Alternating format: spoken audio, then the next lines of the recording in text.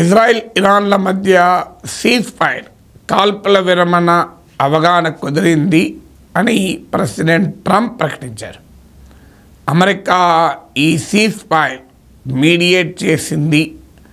ఇక ఇజ్రాయెల్ ఇరాన్లు యుద్ధం చేసుకోవు, శాంతి నెలకొంటుంది అని ట్రంప్ ప్రకటించాడు.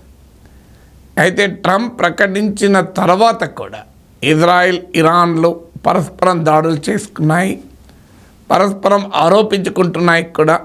మీరే ముందుగా వైలేట్ చేశారంటే మీరే ముందుగా వైలేట్ చేశారని. ఇజ్రాయెల్ వాదన ఏంటంటే ఇరాన్ ఈ సీజ్ ఫైర్ను వైలేట్ చేసింది, దానికి మేము రిటాలియేట్ చేస్తున్నాం అని Israeli defence minister the Times of Israel పత్రికకి ఇచ్చిన ఇంటర్వ్యూలో పేర్కొన్నారు. ఈలోగా డొనాల్డ్ ట్రంప్ మాట్లాడుతూ ఇజ్రాయెల్ వైలేట్ చేసింది, ఇరాన్ కూడా వైలేట్ చేసింది, I'm particularly not happy with Israel అని ఇజ్రాయెల్ పైన తన ఒక రకమైన అసహనాన్ని ట్రంప్ ప్రకటించాడు. తక్షణం ఇజ్రాయెల్ తన విమానాలను వెనక్కి తెప్పించుకోవాలి, తన పైలట్లను వెనక్కి తెప్పించుకోవాలి, బాంబులు వేయకూడదు ఇరాన్పై అంటూ ఇజ్రాయెల్ పైన గట్టిగా డొనాల్డ్ ట్రంప్ స్పందించారు. ఆ తర్వాత ఇజ్రాయెల్ అధికారికంగా ప్రకటించింది, లక్ష్యాలు సాధించాం, 2 కీలకమైన లక్ష్యాలతో ఈ ఆపరేషన్ రైజింగ్ లయన్ మొదలుపెట్టాం, ఆ 2 లక్ష్యాలు కూడా సాధించాం. ఒకటి, ఇరాన్ న్యూక్లియర్ థ్రెట్ను ఎలిమినేట్ చేశాం. 2, ఇరాన్ బ్యాలిస్టిక్ మిసైల్ కెపాసిటీని ఆపాం. అంటే ఇజ్రాయెల్ రెఫర్ చేసేది అమెరికా జరిపిన దాడుల్ని, ఫోర్డో, నటాంజ్, ఇస్ఫహాన్ ఈ అణుకేంద్రాలపైన జరిపిన దాడులను టంకిస్తూ యురేనియం ఎన్రిచ్మెంట్ ఫెసిలిటీని మేము నిర్వీర్యం చేశాం. అలాగే బ్యాలిస్టిక్ మిసైల్ కెపబిలిటీని కూడా నిర్వీర్యం చేశాం. అందువల్ల లక్ష్యాలు సాధించాం గనక ఇక యుద్ధం ఆపుతున్నాము అని ఇజ్రాయెల్ చివరకు అధికారికంగా చెప్పింది. ట్రంప్ చికాకు చూశాక ఇరాన్ అయితే అఫీషియల్గా సీజ్ ఫైర్ను మేము అగ్రీ అవుతున్నాం అని ప్రకటించకుండా మాపై దాడుల్ని చేయకుండా మేము ఇజ్రాయెల్ను ఆపగలిగాం అని చెప్పారు. సో అందువల్ల ఇప్పుడు పరిస్థితి ఏంటి, అసలు సీజ్ ఫైర్ ఉన్నట్లా లేనట్లా అనేది ఒక క్వశ్చన్ మార్కే. ట్రంప్ అయితే ఉంది, ఇక ఆగిపోయింది అని అంటున్నారు. కానీ సీజ్ ఫైర్ ఎప్పుడు కూడా పీస్ ట్రీటీ కాదు. అంటే కాల్పుల విరమణ వేరు, శాంతి ఒప్పందం వేరు. కాల్పుల విరమణ ఏంటంటే శాంతి ఒప్పందానికి, ఒక పీస్ డీల్కు వెసులుబాటు కల్పించే ఉద్దేశంతో కాల్పుల విరమణ జరుగుతుంది. అందువల్ల cease fire need not always result in peace.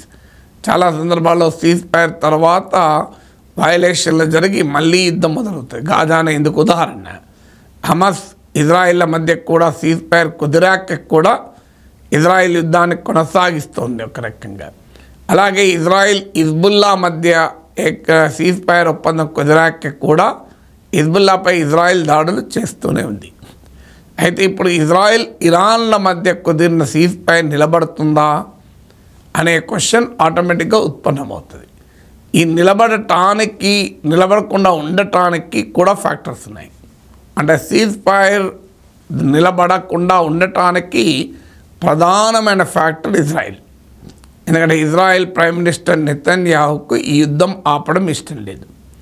So పైకి ఎన్ని చెప్పినా మా లక్ష్యాలు సాధించామని for reasons, personal political reasons వల్ల, అలాగే ఇతరత్ర కూడా ఇష్టం లేదు. ముఖ్యంగా నెతన్యాహు పొలిటికల్ సర్వైవల్ కొరకు ఇరాన్ పైన వార్ కావాలి. స్ట్రాటజిక్ రీజన్స్ రీత్యా చూసినా ఇరాన్ ఇంత బలహీనంగా ఉన్నప్పుడు వదిలివేయడం ఏంటి, ఇంకా దెబ్బతీయాలి అనేది ఇజ్రాయెల్ లక్ష్యం. దాంతోపాటు ఒక అనుమానం కూడా, ఇరాన్ న్యూక్లియర్ ఫెసిలిటీస్ నిజంగానే డ్యామేజ్ అయ్యాయా? ఎందుకంటే రకరకాల రిపోర్ట్లు వస్తున్నాయి. 400 కిలోల యురేనియంను ముందుగానే ఇజ్రాయిల్ సురక్షిత ప్రాంతాలకు తరలించింది అని. ఇది 60% ఎన్రిచ్మెంట్ అయిన యురేనియం. 90% వరకు ఎన్రిచ్ చేయగలిగితే, శుద్ధి చేయగలిగితే అది వెపన్ గ్రేడ్ మెటీరియల్గా మారిపోతుంది. అందువల్ల ఇరాన్ న్యూక్లియర్ ప్రోగ్రాంకు ఎంత డ్యామేజ్ జరిగింది అనే దానిపైన భిన్నమైన అసెస్మెంట్స్ ఉన్నాయి. అమెరికా ఇజ్రాయెల్ పైకి చెప్తున్నది ఇజ్రాయెల్ న్యూక్లియర్ ప్రోగ్రామ్ను పూర్తిగా నిర్వీర్యం చేశామని. బట్ అది మోర్ పొలిటికల్ స్టేట్మెంట్స్, తమ దేశంలో ఉన్న పొలిటికల్ కాన్స్టిట్యున్సీని సంతృప్తిపరచడానికి తప్ప స్ట్రాటజిక్ ఎక్స్ప్లెనేషన్ కాదు. ఇది స్ట్రాటజిక్ ఎక్స్ప్లెనేషన్ మాత్రం అంబిగ్వస్గా ఉంది. అంటే కొంతమందేమో ఇరాన్ దెబ్బతిన్నదని, కానీ చాలామంది ఎక్స్పర్ట్స్ ఇరాన్ న్యూక్లియర్ ప్రోగ్రామ్ ఇంటాక్టే, మైనర్ డ్యామేజెస్తోనే బయటపడింది. ఇరాన్ ముందే సమయం వచ్చింది కనుక సురక్షిత ప్రాంతాలకు తరలించామని. ఎందుకంటే ఇవన్నీ కూడా బిహైండ్ ద సీన్ ఆపరేషన్స్ వేరుంటాయి, మనకు కనబడేది ఉంటాయి. ఇప్పుడు ఉదాహరణకు ఖతార్లోని యుఎస్ ఎయిర్ బేస్ పైన ఇరాన్ దాడి చేసింది. సహజంగా తన ఎయిర్ బేస్ పైన దాడి చేస్తే అమెరికా ఊరుకుంటుందా? అమెరికా ఇదివరకు ఏమని చెప్పింది, మా స్థావరాలపై గనక దాడి చేస్తే ఇరాన్ కోలుకోలేకుండా శిక్షిస్తామని ట్రంప్.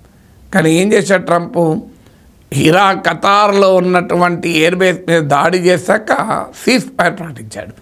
మీకు ఇంకా ఫైర్ అని ఎక్కువగా అనాల్సిన వాడు సీజ్ ఫైర్ అన్నాడు. ఇదేంటి అని అడిగితే అనుమానం ఏంటి అంటే ఇదంతా స్క్రిప్టెడ్ అని.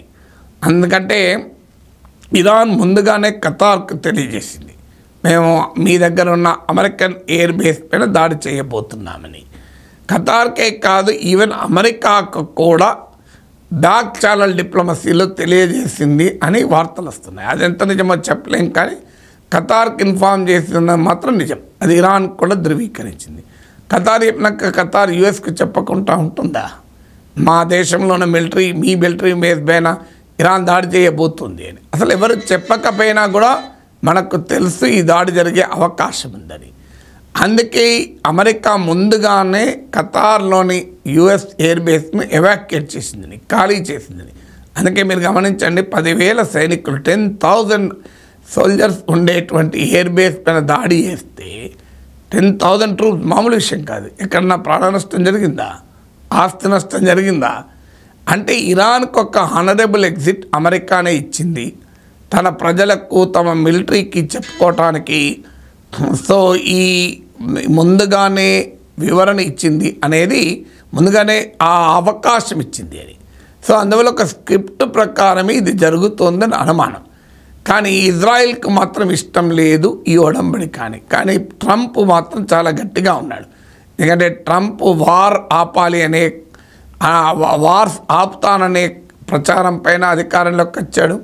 అమెరికాలో కూడా ప్రజాభిప్రాయం దీనికి వ్యతిరేకంగా మారుతోంది. So Trump is seriously interested to stop. కానీ ఇజ్రాయెల్ మాత్రం లేదు. ఇక ఇరాన్ కూడా వెసులుబాటు కావాలి. కానీ ఫండమెంటల్గా ఇజ్రాయెల్కు ఇరాన్కు మధ్య ఉన్న డిఫరెన్సెస్ పరిష్కారం కాలేదు. ఇరాన్ న్యూక్లియర్ ప్రోగ్రాం పైన క్వశ్చన్స్ అలాగే ఉన్నాయి. అందువల్ల ఈ సీజ్ ఫైర్ లేనట్లా ఉన్నట్లా అనే క్వశ్చన్ రాక తప్పదు. ఎందుకంటే 3 ప్లేయర్స్ ఉంటే ఇరాన్ ఏమో బలవంతంగా తప్పనిసరి పరిస్థితుల్లో ఈ సీజ్ ఫైర్ కోరుకుంటుంది. ఎందుకంటే బాగా బలహీన పడింది కనుక, ఊపిరి పీల్చుకునే సమయం కావాలి కనుక, తన ప్రాక్సీస్ దెబ్బతిన్నాయి, తమ మిలిటరీ బాగా దాడులకు గురైంది, చాలా హ్యూమిలియేషన్కు ఇరాన్ అనుభవించింది, తన న్యూక్లియర్ ఫెసిలిటీస్ పైన దాడులు జరిగాయి, తన ఆర్మీ నాయకత్వాన్ని ఇజ్రాయెల్ ఎలిమినేట్ చేసింది. ఇంత అయ్యాక సీజ్ ఫైర్కి ఒప్పుకోవడం ఇరాన్కు హ్యూమిలియేషనే. అందువల్ల ఆ ఒక్క ఆనరబుల్ ఎగ్జిట్ ఏంటంటే, చూడు మేము అమెరికన్ ఎయిర్ బేస్ పైన కూడా అటాక్ చేశామని, ఇజ్రాయెల్లో కూడా కొంత ఆస్తి నష్టం ప్రాణ నష్టం చేయగలిగామని. బట్ ఇరాన్కోమో ఒక హ్యూమిలియేటింగ్ సిచ్యువేషన్లో ఈ సీజ్ ఫైర్కి ఒప్పుకుంది. ట్రంప్కోమో సింబాలిజం కావాలి, తాను యుద్ధం ఆపాను అని, తాను చూడు బై ఫోర్స్ పీస్ సాధించాను. ట్రంప్ విధానం ఏంటంటే ట్రేడ్ ద్వారా పీస్, యుద్ధం వార్ ద్వారా పీస్ అని ఇలా రకరకాల థీరీస్ ట్రంప్. ఇజ్రాయెల్కేమో ఇంకో మార్గం లేదు, మన ట్రంప్ ప్రెషర్ పెరిగిపోతుంది. ఈవెన్ తన దేశంలో కూడా ప్రాణ నష్టం మొదలైంది, ఆస్తి నష్టం మొదలైంది. ఇదే కొనసాగితే ఇజ్రాయెల్లో మరింత వ్యతిరేకత కూడా వచ్చే ప్రమాదం ఉంది. అందువల్ల ఈ 3 దేశాలు కూడా హానెస్ట్గా సీజ్ ఫైర్కు అంగీకరించినవి కావు. తమ పొలిటికల్ క్యాలిక్యులేషన్లో భాగంగా, తమ స్ట్రాటజిక్ క్యాలిక్యులేషన్లో భాగంగా కుదిరిన సీజ్ ఫైర్ ఇది. ఆ స్ట్రాటజిక్ క్యాలిక్యులేషన్స్ మిస్ఫైర్ అయితే మళ్ళీ సీజ్ ఫైర్ పోయి ఫైర్ అవుతుంది. So will have to see నిజంగానే ఇది ఎంతకాలం నిలబడుతుంది అని.